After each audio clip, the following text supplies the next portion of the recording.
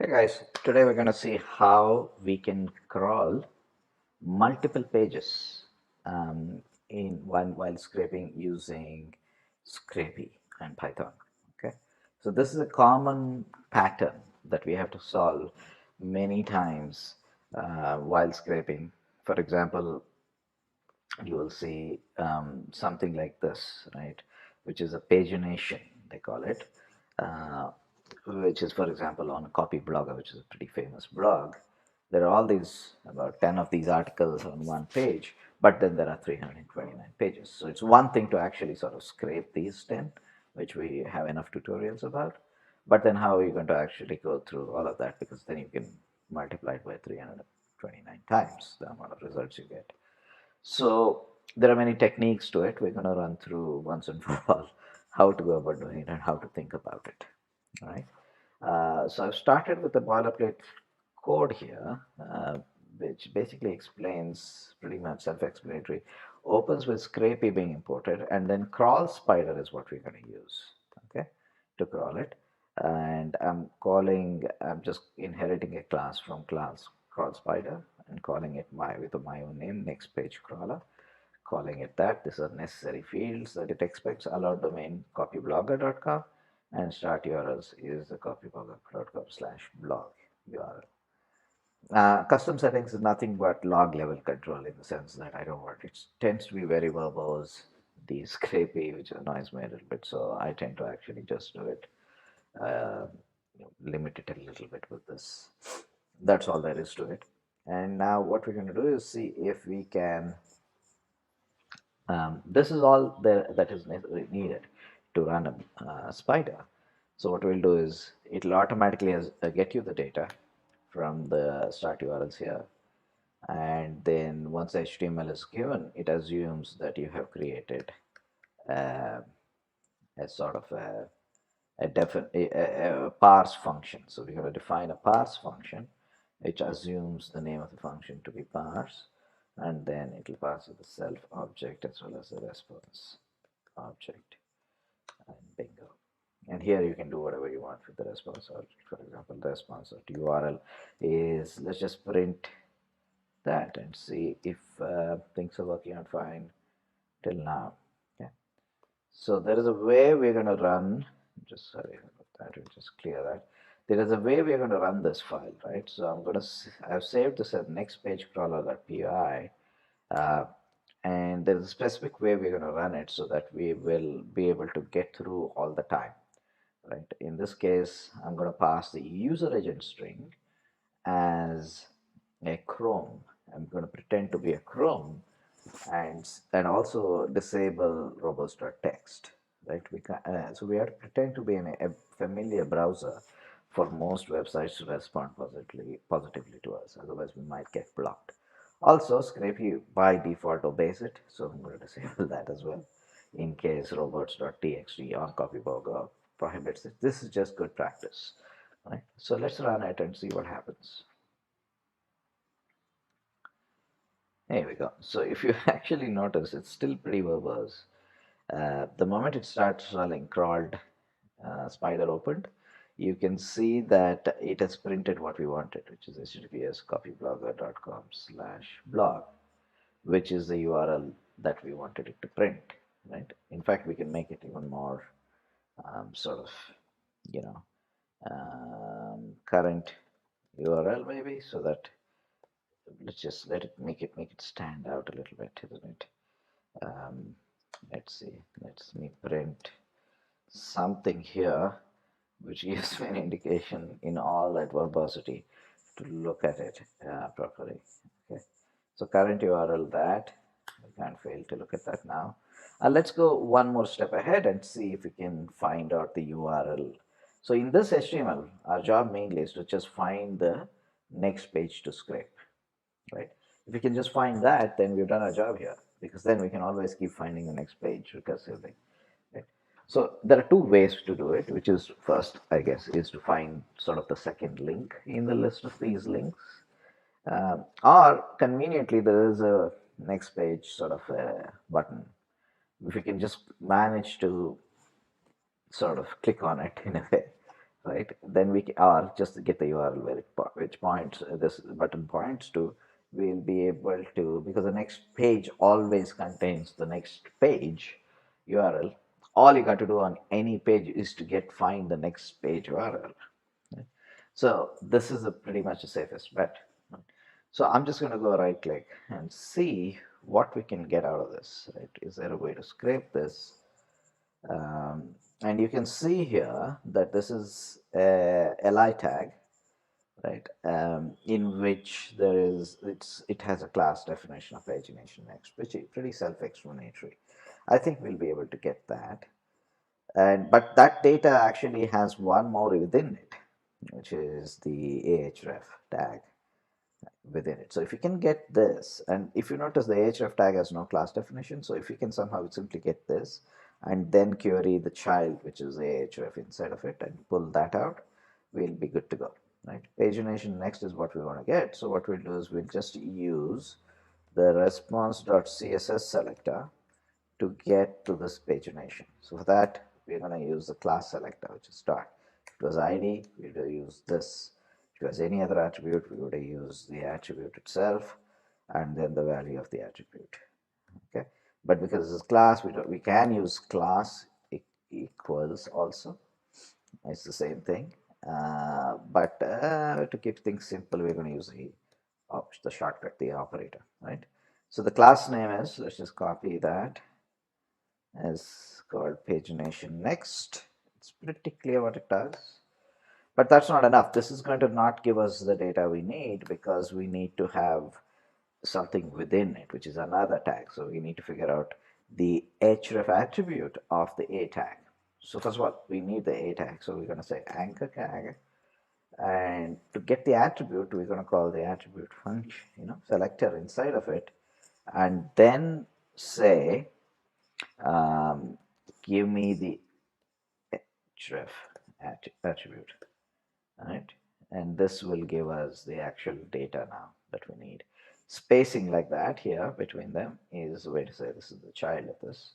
And then I'm going to call the extract function.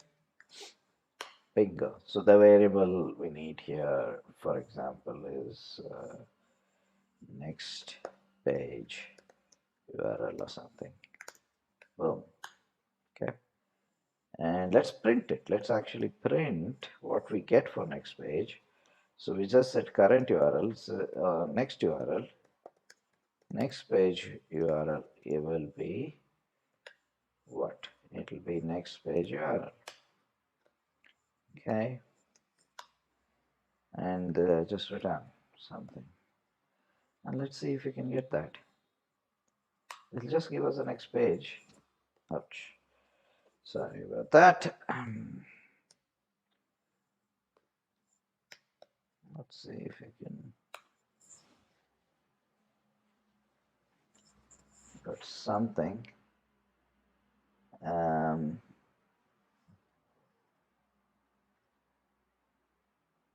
I think XPath there was an issue with. Let's see.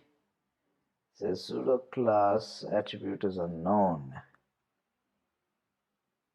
Oh, sorry. I'm supposed to do double. Okay, not single. Silly me. Another error. Cannot only concatenate string, not list. All right, I think I know why.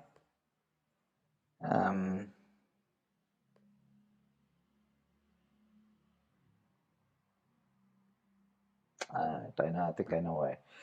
This is going to be a list, because the CSS selector does not know if there is only one item here. It might return. It actually does return an array all the time. So in this case, we know there's only one item, but only because we're human and we can see the results beforehand. So we're going to actually ask for the first item, and that should do the trick. Yep, you can see the star here, and says current URL, blog next page URL is blog page 2. Bingo, we did it, guys. But that just gives us two URLs. So how are we going to actually get the URL? Now we have to get that URL and keep going with this. Keep going with the habit of knocking on the next door. Alright, so what we'll do is we'll actually get the ask Scrapey to keep continuing and get, so we're going to call Scrapey's and say, hey Scrapey, I request you to get me the, make sure that we address the URL element rather than the array, and then call here back, please call back. I tell you where you should call back is self dot, let's call back parse next page. So we're going to define a new function like that. Okay, so what we'll do is we'll define a function. Have to be careful with tabs on this editor here, keeps getting issues. Parse next page, just make sure it's exactly the same function. Oops, what did I do? Pasted something by accident. Then again we're now sending it here and then going to print it here to see if next page URL is this, but can we actually print here the URL as after it is fetched? Okay, so we're going to print it after fetch. Next page URL fetched. Okay, now because yeah, let's see if we run this what happens, and we need to return something, otherwise it's going to cry bloody murder. Okay, here we go again. What is the problem? Oh yeah, I know what the problem is.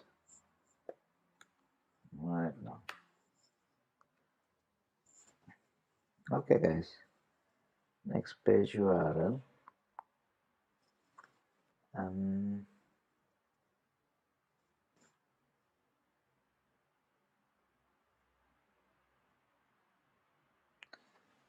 We've done something here to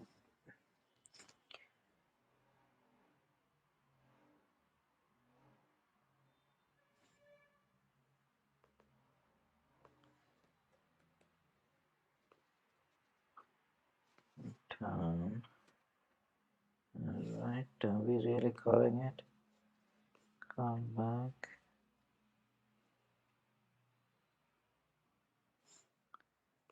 And that pass. Scrape dot request. Oh, we gotta yield this. So the spelling of yield, I always get it right. Get it wrong. What was it in school? Yep.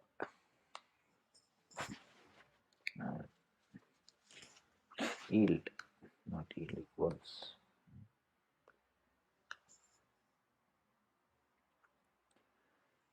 Here we go. Here we go. So if you see the results here, it says current URL, next page URL. This is before the fetch, and after fetch is next page URL fetched. That means this particular URL is with us now. Right? So what we can do is actually play with this and do whatever we want. So the HTML actually is with us. So now here's a trick. What happens instead of passing it to next page URL, if I pass it back to parse, then it will get the next page URL, that will call the next page again and call it back to parse, and then that will get the next page URL, and then it will find the next page again, call it back to call it, yeah, send it back to parse, send a request. So it keeps going forever. Let's do that instead of, so what I did just now was Control Z, parse next page. I'm just going to send it back to parse, call the same function which called it. Okay, and this should indefinitely keep getting me next URLs. Let's see. There you go. Do you see this? Keeps going. Page 8, page 9, page 10, page 11, 12, 14, 15, 16, all the way. Right? You can do whatever you want with that data, guys. That's how you go and recursively get next page pagination. That's how you solve it. I hope you enjoyed it. Thank you very much. Um,